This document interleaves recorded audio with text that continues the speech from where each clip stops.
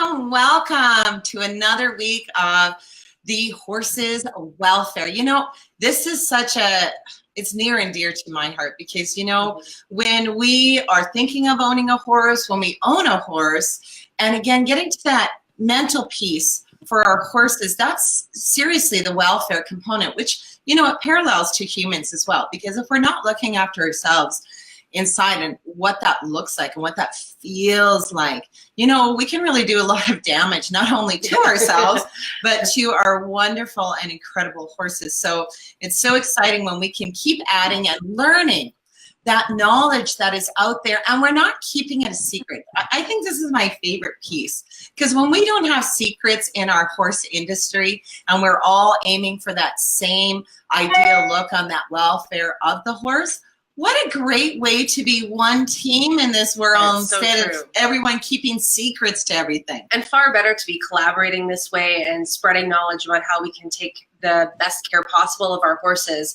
in a collaborative way. So we're all working together to do so and really to help improve the lives of all of our horses out there as well. So first of all, I'll do a quick little intro of us. My name is Carolyn Charles. I'm the Director of Sales and Marketing for the Equine Connection. And my name is Carrie Fulmack with the Equine Connection, the Academy of Equine Assisted Learning.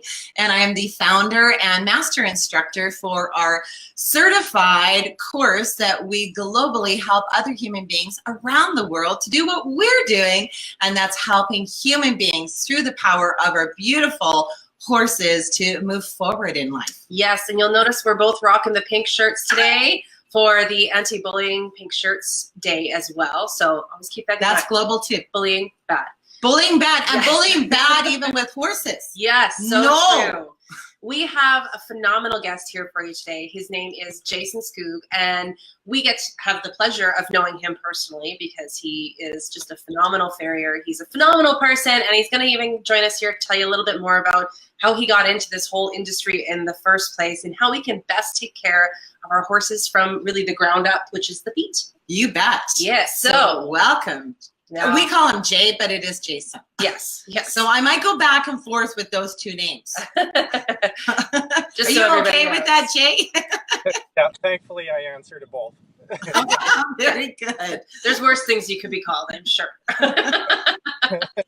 This is so exciting because, you know, it's so important. And I know all of us who have horses, we really strive to get that right ingredient with the farrier coming in to maintain those horses' hooves, because, well, it's a huge foundation, an element piece to, again, that welfare component of those horses. And not only the technical aspect of things, but also the emotional aspect. But it's not just the technical aspect of it. It's really about the whole well-rounded care and the welfare that goes with it. So welcome, Jay. We're so happy to have you. But tell us a little bit about how you ended up in this field. How did you get into feet and why?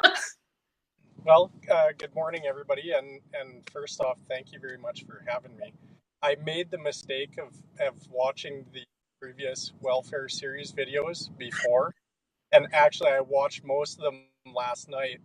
And I'm a little bit in awe of who else you've had on this series.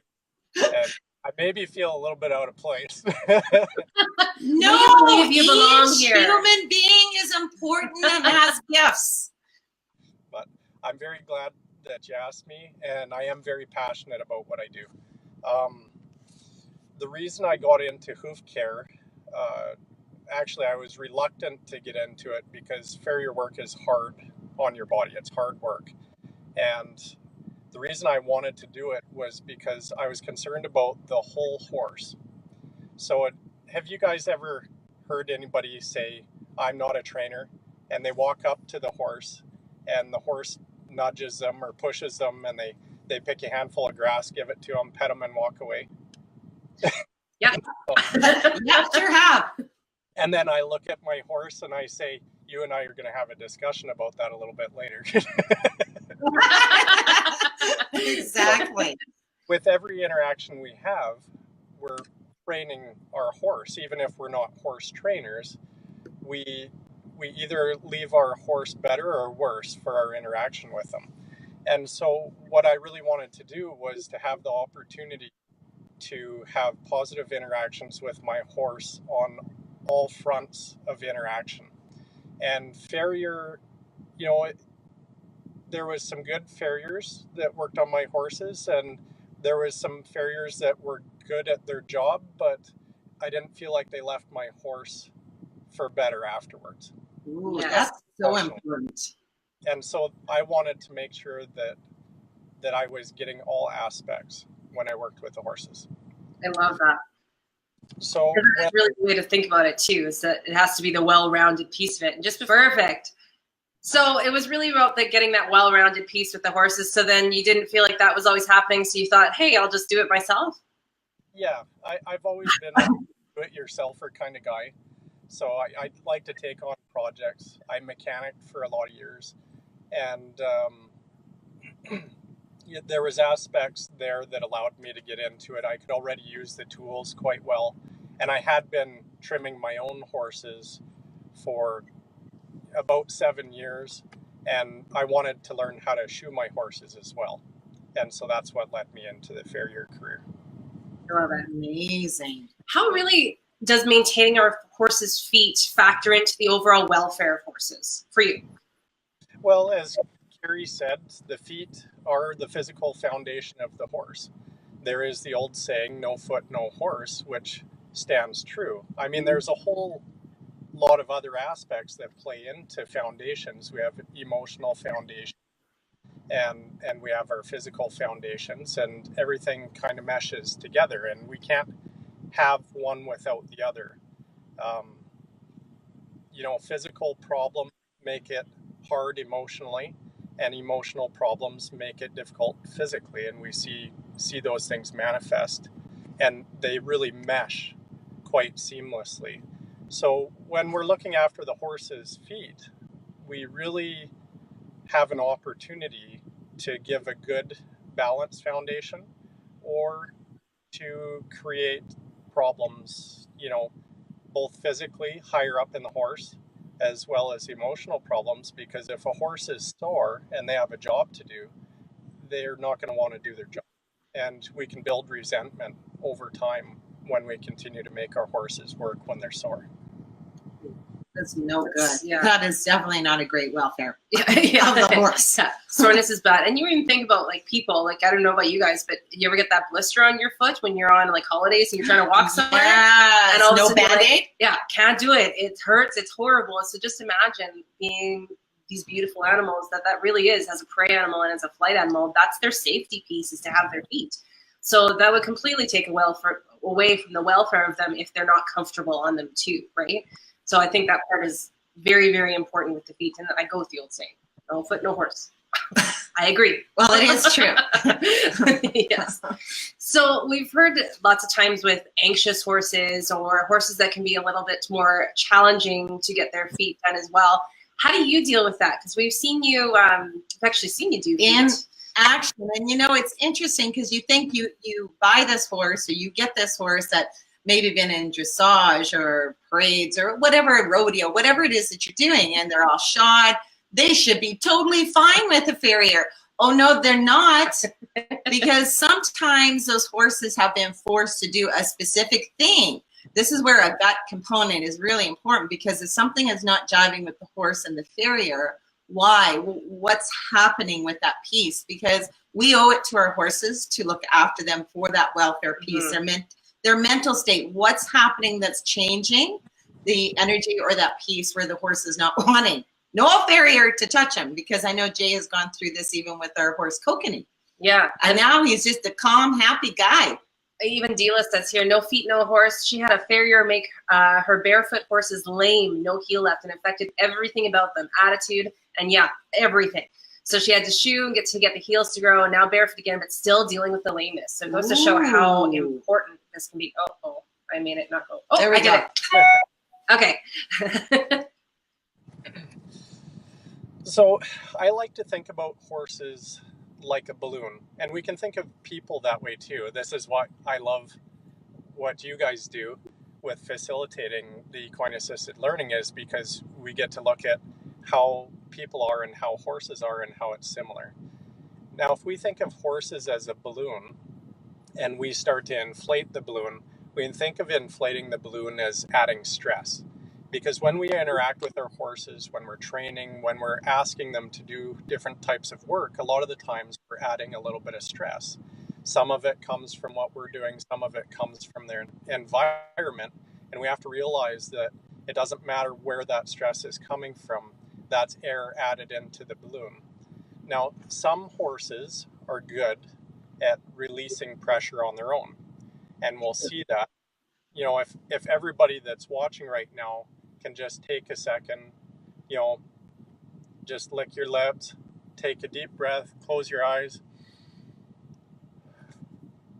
And how do we feel when we do that? Oh, fabulous! That felt great, Jay. Oh my goodness, let's do it. Especially me right now because I'm nervous. This is what our horses are doing to release that stress back out. And we'll see some horses are not so good, and we find ourselves in trouble with them sometimes. And we'll see type things like they'll hold rigid. You know, you'll see their feet maybe planted a little wider than normal is another sign. Pursed lips. Or even I have one horse, he's getting better at releasing stress, but his telltale sign was holding his breath. And it took me a while to catch that one. Yeah. And if we don't recognize that they need to release some of that air out of the balloon, eventually it's going to pop. Ooh, so, that is a phenomenal parallel. I love that. Yeah. Ray Hunt used to say, you want to stay on this side of trouble. And that doesn't mean that we keep the balloon inflated until just before the breaking point. I really liked what Warwick was talking about when he said, you know, he made the comparison of standing up or sitting down in the chair, and that sitting down was easier than standing up. And so we don't necessarily want to keep our balloons inflated very much. I mean, it's okay to know how far you can go, because sometimes you do have a job to do, or you do have a horse that's brings history to the table, and maybe their balloon can't take very much air right now. And so we're watching all the signs, the body language, to understand when we get, you know, more than one signal of body language on top of another, we need to be very, very present and realize that that horse needs some help de-escalating the situation, and possibly helping them feel okay to release a little bit of air out of their balloon. And we can do that in a number of ways. We can take a deep breath, and our horses will really model what we do. If you've watched somebody leading a horse, how often do you see the horse match their footsteps up to the person, especially if the person's very present and engaged with the horse? So true.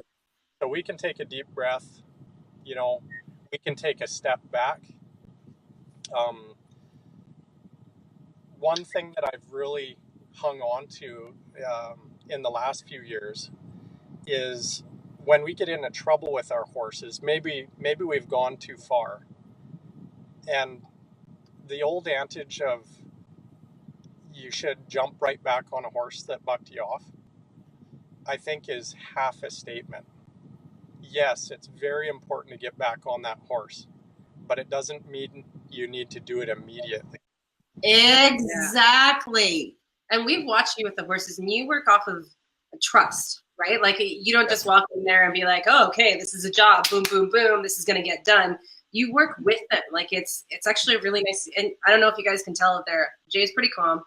Super calm energy. He's a nice, calm guy that brings that energy in with the horses. But you don't fight against them. You work with them in a lot of ways. And I think we'd all agree, well, we do know this even through science and through fact, the number one thing a horse needs to feel is safe. Mm-hmm. So if we don't present that safety piece, even going along with your balloon, we got to help them to be able to release that. So again, they're feeling safer, they're feeling better. Like, it's just so important that we're looking at every aspect of what that horse is saying. And I agree, you're at a different end with the horse, that sometimes you're not seeing that front end doing all that's needing to do. I don't want your job, like kudos to you for doing that. But you know, it's still part of what you do in your job to make sure you too are still able to read all of those body pieces that he's saying. Is there a story or of one horse that it was just, again, so much anxiety and it took a while? How were you able to eventually get that horse to be able to be feeling safe and being at okay that he can release through the balloon idea? And just I have two horses that come to mind actually. And one of them was a well-trained mare, and she was quite frantic when the other horses weren't close by. So to de-escalate, I shooed her with the horses in the pen with her. And another thing I do with anxious horses is I don't tie them solid. If you have a horse that pulls back, the easiest way to fix them is to get about a 25 or 30 foot long cotton rope, about 3/4 of an inch or 1 inch, and just wrap it around what you're tying to enough that it has some friction on it, but it will give if they pull back. Because they'll pull back and realize that they aren't trapped. And when they realize they're not confined, then they'll release themselves. And it usually only the times where a horse will realize if you're consistent that way. But another reason is when I work on the front feet, especially on a horse, if they try to pull back and they're tied solid, I can get trapped underneath them, and a horse scrambling backwards can do a lot of damage. So I don't want to get involved with that. So if they want to leave, they can leave. It's fine. I'll just go right back over and pick their foot back up, and we'll work it out. But this mare was very, very nervous. She was high energy, and it didn't take much input, I guess, to add stress for her. Her built very quickly, and I was working with her, and something that I used to do to kind of help horses calm down and help me calm down is I used to hum a tune when I worked with them. And so the reason why I bring this up is because I want to kind of give a little illustration of how sensitive horses can be. So in music, we have our key signatures where the music starts from, and the music will build to a crescendo and then come back down to the key signature. Now, horses want safety, food, and comfort, right? And so comfort I describe by calling it peace for the horse. Well, what I discovered was when I was humming, and I could do this with a very calm horse too, when the music started to build tension, the horse would build tension. And when I came back down, and I'm talking about like just humming quietly to myself, you wouldn't hear me if you're standing 15 feet away. I've never heard you singing, so. There you go. But I actually stopped doing that because I realized that through the music, I was building tension in the horse when my intention was to bring peace to the horse. Right. Wow. That's super interesting. And even if you were to have bring something, and it goes back to that Dr. Masuri study of how it actually can change your water molecules with positive and negative thoughts and the amount of energy you're bringing to something, that makes perfect sense. That if you are, having a rock on rage going on in your head, the horses are definitely going to feel that piece rather than singing, a lullaby. It's a little different. So, yeah, and I should mention the type of songs would be more like a lullaby type. Yes. That level of energy. I mean, our horses can feel tension in us without us saying anything. Exactly. So the best thing we can do is be honest and say, if we have to talk to the horse and just have a bit of a confession and say, hey, I'm nervous today. And how are you feeling? And just be very upfront, because our horses know, and when we're not congruent, we have more issues. than when we are, because horses are okay with higher energy. They're okay with people having bad days. They're not okay with people being dishonest, because it doesn't make sense to a horse. Right. Yes, it's not authentic. Yeah. I love So that. the one mare, I kept picking her feet up, her front feet, and she would try to lay down. And she was a new horse to me. I'd never put shoes on her before, and so I kept working with her, and I was having a hard time because I couldn't get her front feet done, because she would try to lay down every time I picked her feet up, and I was suspecting that she was trained to lay down. Yeah. And so I was trying to use different cues to pick the foot up, but always she would want to lay down, and still quite nervous, right? All the signs were there, and I try to bring her down, you know. Sometimes I'll put my finger in the corner of the horse's mouth, as long as they're in a friendly mood, you know, just like you would bid a horse, because that'll encourage them to work their mouth. And sometimes we can help them learn to release that way. That's one way. Oh, that's cool. That's a great piece of advice right there too. So none of this was really happening for this horse. Every time I came back, I was just bringing way too much stress to the table for her. And I thought, I took a minute and stood back and just thought about it. This gets back to, don't jump right back on the horse. If something went wrong and we don't know what went wrong, we're asking for trouble doing the same thing again. And I felt like she thought I was yelling at her. Pick her foot up. That she was that sensitive. And so what I did was I came up to her, I did the handshake, you know, let her sniff and approach me, and then pet her and just loved on her for a minute. And then I pointed at her foot with my finger, standing about a foot away, and she picked her foot up and held it for me. And I just went back to petting and loving on her, and stepped back and released completely. And we just did that a couple of times until she understood what I was actually asking her, and then she just let me hold her feet, and she was okay. It was way too loud for her, me walking up to her and picking her foot up. Wow. Now that is a welfare huge boom component. Like that was huge. Happy. Me too. I love happy tears. That's wonderful. You mush. We love you, Jane. No wonder our horses are so happy. No kidding. Excellent. So, I mean, I think you've kind of covered. Our last question was going to be, what does a positive experience for the horses look like to you? But I think that last story pretty much it brought says, it together. Yeah, what that positive piece would look like, because it really is a dance between you and the horse of being able to understand each other and go into it with the same intention, right? Absolutely. If we have time to have the second story, it's up to you guys, though. Oh, yeah. No, we love stories. Stories help us to connect. So on the converse side, so I was working with a young gelding. He's untrained, and he was also a little bit herd bound. It's not so much herd bound when they're young like that.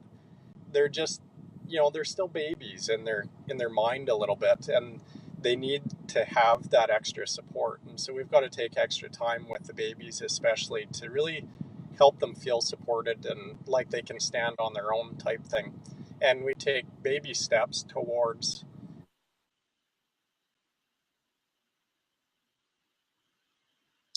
Are we frozen? I think that independence and confidence. And this, okay, go back on. Yeah, okay. I think again. So this little gelding, when I approached him, he would crouch. If you've ever seen a horse that you're training to unload out of a trailer, and they start to squat down about halfway to the ground when they're halfway out of the trailer. So he would go so fearful that he would crouch down when I approached him and went to touch him and shake. And I know where the horse comes from. He's not abused. And he was just quite worried about everything. And of course, a horse that's that scared, isn't very safe to work on their feet. No. So I took some time to just walk up to where he was comfortable and then leave him alone. And I just kept working on other horses and coming back to him. I had about 10 horses to do that day. And so we just worked back and forth because I knew he was going to have a hard time with this. And, you know, in the end, he'd let me walk up to him, but he was still kind of edgy. And so I started working on his feet just with keeping that in mind, because I generally, you know, I'll do things as I'm working, but I don't generally give dedicated time to training when I come do hoof care unless it's really necessary. So I'll just kind of do the training bit as I go.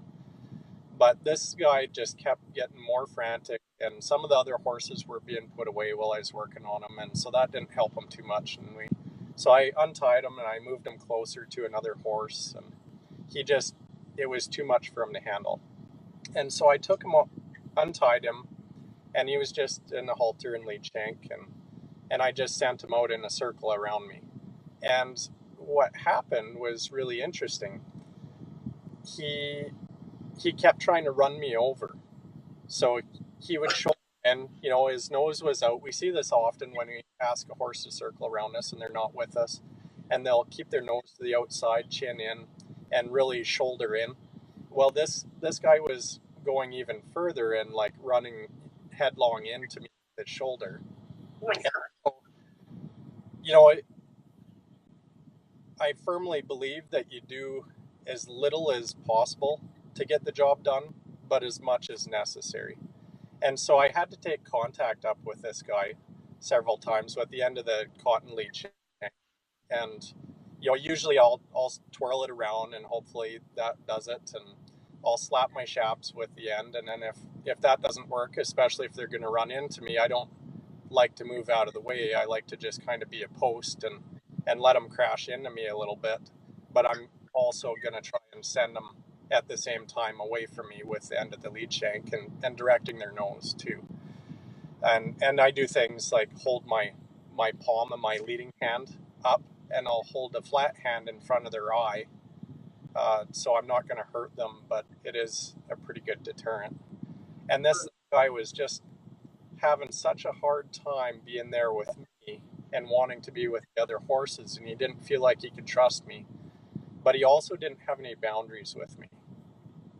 And, you know, safety is important for the horse, safety is important for me, and when we're both safe, that's ideal. Yes. And so I sent this little guy out, and then I'd have him turn and go the other way, and he had one side that was particularly worse than the other, as most horses do. And, you know, we did about 10 circles, half circles, back and forth, and I had to send him quite firmly at the beginning, and then a couple times after the beginning, when I turned him, he would pause for a second to think. And so I wouldn't drive him at that point. I would just pause myself and wait for him to make a decision. And pretty soon, he made the decision to move his shoulder over instead of running me over and go around in a circle. And then we'd take a break at that point. So this is about 10 minutes worth of work, maybe. And when he softened like that, his head dropped, he started releasing and letting that stress go. You know, he was yawning lots, and we just stood there for a few minutes while he released, because I like to leave him alone and just give him peace. I don't really love on them a whole bunch when they're releasing, because sometimes that adds stress. I just stand there and be with them at a comfortable distance. And so when he was done releasing, we just went back to the fence. I finished trimming him up, and he stood good for me. I went and did some other horses and just left him tied with the others. And I came back, and the really cool part about this is when I walked up to him, he didn't crouch, he didn't shake, he didn't shy. In fact, he turned his nose towards me and took a step towards me as I approached him. Oh, shivers. And so I just really wanted that story in there to balance with the very sensitive horse to make sure that we understand that there's also a very important place for boundaries. And a lot of the anxiousness that this horse was feeling was not because he was hurt or abused or there was anything wrong physically. He just didn't know where he stood with me. Yeah. Because he didn't know where he was stood with me, his self-confidence was just a mess. He was shattered. Yeah. Oh, we've lost your sound. I don't know where. Can you hear us? Yeah, I can hear you. Oh, there we go. You're back again. Good. Wow. Oh, well, I am That was so wonderful. thankful, yeah, that you took the time to tell us those stories too, because I think it's really important people recognize that it's not always the horse's problem. Like, No. it's the what happens between to make it a positive experience for both the farrier, because you're right, your welfare should be taken care of as well, and as well as for the horses too. So I think those are perfect stories for that piece. Seriously, they are. A piece of advice, like one thing, because it's coming from a farrier who has experience, and you're obviously taking that welfare component in each time you work with a horse, because again, we got to be balanced mentally inside to make it obviously a safer and more comfortable experience for our horses. But to horse people who are brand new or who have had horses for years and years and years, but they're starting to feel something in their gut that something is not right when the farrier comes, or something's not right with their horses when the farrier approaches. It's kind of like vets. Sometimes just them in a uniform makes the horse go, wow, what's going on? We don't like you. What kind of advice would you give to us human beings who are trying to figure out what's the best way to help our horse with our farriers? Because it is our job. We owe it to our horses to understand what's the best that we can do from them. And instead of always thinking about things, well, this guy knows what to do, or this lady knows what to do, but your gut is saying something doesn't feel right, what would be the advice piece that you could give to us little human beings? I would say the most important thing is trust your intuition. You need to recognize that feeling and recognize it as something true. Now, whether it's a misunderstanding that needs to be cleared up, or it's just something's not going right, that feeling is true and it needs to be recognized, and communicate that feeling. So if you have a farrier and you're not feeling right about something that's going on, communicate that with your farrier. I mean, sometimes those conversations are tough, but they're always worth it, even if they don't go, I guess, the way you hope they would. Because you're either you can communicate with your farrier and get on the same page, or you're going to find out that he's not willing to communicate with you, and you know what to do from there. You can't work out so that I feel like we all have a vision with horses. It's like a business where you have your vision and your mission. And I feel like we all have that with our horses. And sometimes we don't get really clear about it. And maybe that's the best thing to do, is to get clear about our vision with our horses and understand, okay, I like horses and I want them to be treated fairly. So my vision with my horses would be along the lines of the golden rule, that I would like my horse to be treated the way I would like to be treated. All the while keeping in mind that my horse is a horse, not a person. So I need to treat my appropriately for a horse, not as appropriately for a person. And if we keep that vision in mind and stay true to it, you know, we're going to falter and we're going to screw up, and that's okay, as long as we keep that in mind and come back to it. The best thing that we can do is go out there and mess up, and then pick ourselves up and keep trying, because you'll get there. If you keep trying, you'll get there. And when you have your vision in mind with your horses and something's not right inside, you're feeling, you know, you need to express that and you need to work it out. And if you can't reconcile that, then there's a lot of good people out there, and you'll be able to find somebody who will be able to reconcile that with you. Whether that's giving you more information to help you understand, or whether they change something, the way they're doing something. A lot of farriers are willing to do things different ways. There's, 100 ways to skin a cat, right? Yeah. No, you're right. That is great. That is a great piece of advice. Thank you so much. Because, even if we take it back to your balloon again, it's kind of exciting to imagine that when we communicate, we actually release instead of keeping it all in and getting frustrated, and our anxiety is blowing and blowing up. So I really love that we can bring it back to that balloon piece again, even for the humans. So thank you so much. And thank you so much for sharing your knowledge for not only us, but globally around the world, helping people to understand what it is that they need to do, again, with the welfare piece, with the Farrier component, because it's huge, the foundation. Huge. So, and thank you again so much, Jay, for joining us. It has been such a pleasure listening to you chat about this vital piece with the horses, and we think that you're absolutely phenomenal, and you definitely belong in this series along with the other experts we've had. You bet. The passion that you have alone is helping all of us. No, seriously, the passion piece, through you, through work, through Jane, through Doug. Yeah. All of you have that passion piece that makes us think more with our heart and feel it in our guts. So it's beautiful that you expert people come and help us to do better for our pony ponies and horses. I call them pony ponies, but they are horses. Yes, exactly right. So thank you again so much, Jay. It's been so amazing having you on. Thank you. Have a nice day. Thanks for everything you do too. Oh, thanks. Oh, the mushy mush, Jay. We like that. We appreciate it.